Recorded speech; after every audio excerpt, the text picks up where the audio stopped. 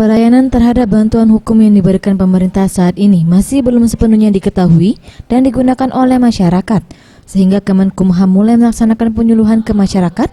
Hal ini disampaikan Mulyana, penyuluh muda Kemenkumham Sumsel.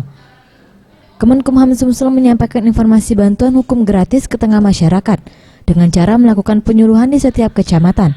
Untuk para remaja, penyuluhan tentang peraturan dan hukum yang berlaku di Indonesia dilaksanakan di sekolah, sehingga informasi dapat menyebar secara cepat.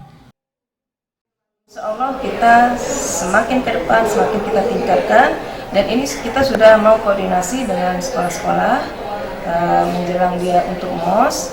Nanti kita mengadakan penyuluhan bagi anak-anak baru kan, dan lanjut itu programnya bukan hanya di MOS saja, tapi itu berkelanjutan rutin.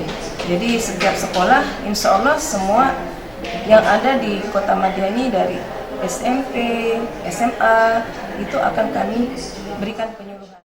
Untuk lembaga bantuan hukum atau yang dikenal dengan LBH sendiri, menurut Neliwati selaku penyuluh media Kemenkumham Sumsel, ada 8 lembaga bantuan hukum yang telah diverifikasi oleh Kemenkumham Sumsel dengan total anggaran bantuan hukum sebesar 1,3 miliar rupiah, dan bantuan hukum ini dapat digunakan secara gratis bagi masyarakat Sumsel.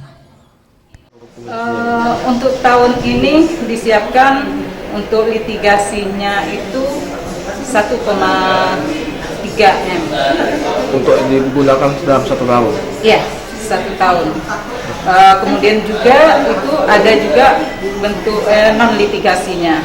Non litigasinya itu ada 200 juta, lebih kurang 200 juta itu anggarannya.